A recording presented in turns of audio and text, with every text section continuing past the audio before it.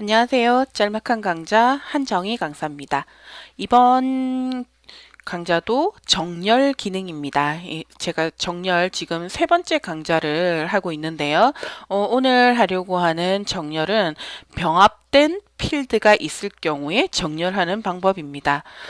엑셀에서 데이터를 작성하다 보면 엑셀 기능에서 요구하는 딱 맞는 형태의 데이터로만 작성하기는 쉽지 않습니다.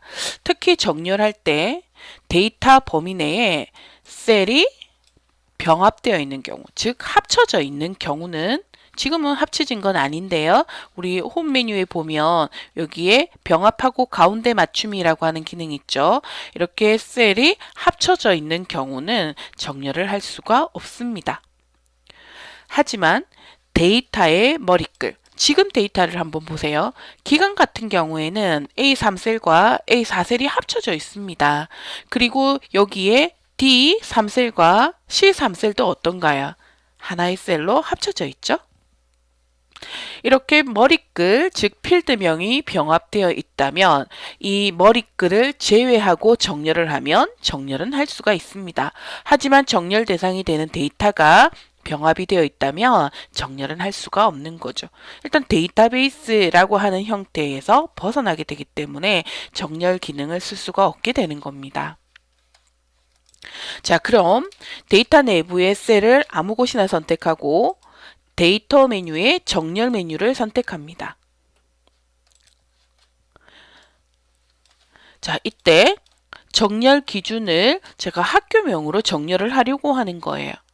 그런데 여기에 학교라고 하는 필드명이 표시가 되지 않고요.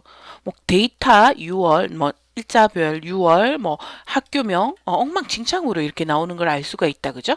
왜 그러느냐 하면은 제가 방금 선택한 범위 영역 안에서 여기 정렬 메뉴를 선택했더니 이 범위에서 내 데이터의 머리글을 표시하겠다라고 체크를 하게 되면 보통은 선택한 범위 영역, 범위를 선택하진 않았지만 셀 내부의 셀을 선택하면 그 전체의 데이터가 바로 정렬하려고 하는 범위가 되는 거죠. 그러면 그 첫 행, 즉 첫 줄을 보통 머리글로 표시를 하거든요. 그런데 이 데이터에서는 이 첫 행에 해당하는 데이터가 병합이 되어 있다 보니까 이걸 머리글로 인식을 못하는 거예요. 그래서 어떻습니까? 데이터가 되는 그 첫 줄이 머리글로 인식이 된 거죠. 그렇다 보니까 머리글이 6월도 있고 경남중학교도 있고 수영도 있고 인원수가 있고 이렇게 되는 거예요. 잘못된 거죠. 그죠? 이건 데이터, 정렬 대상이 되는 데이터가 아닙니까? 그래서 이런 경우에는 이 병합되어 있는 이 머리글 자체를 이제 쓸 수가 없으니까 이걸 체크를 없애는 거예요. 내 데이터의 머리글 표시에 체크되어 있는 부분을 체크를 없애는 거죠. 그럼 어떻습니까? 이 머리글로 인식했던 데이터, 즉 레코드가 바로 그냥 정렬 대상이 되는 레코드로 처리가 되어버리게 되는 거죠. 그럼 다시 정렬 기준 부분을 한번 눌러볼까요? 이렇게 되면 요 위에 있는 데이터를 빼고 그저 정렬 기준이 열 번호로 표시가 되는 거예요. 그럼 학교명으로 정렬하고 싶다라고 한다면 해당 범위에서 학교명이 B열이 되겠죠. 만약 기간별로 정렬하고 싶다 이런다면 열 A가 되는 거예요. 만약 특별활동 중에서 과정명을 정렬하고 싶다라고 한다면 바로 열 C를 선택해야 하는 거죠. 자, 저는 지금 학교명 순으로 정렬할 거니까 열 B를 선택합니다. 그리고 정렬은 오름차순 정렬을 하기로 하고요. 그러면 정렬 기준을 하나 더 추가해서 그러면 학교명별로 정렬하되 인원수의 합계가 가장 많은 순으로 두 번째 기준을 한번 주보도록 하겠습니다. 기준 추가 버튼을 눌러야겠죠? 기준 추가 버튼을 누르고 자, 그러면 다음 기준은 열이 어떻게 되겠습니까? 치열이 되겠죠? 열치를 선택하는 거예요. 열지를 선택했다라는 말은 바로 합계를 정렬하겠다라는 말인 거죠.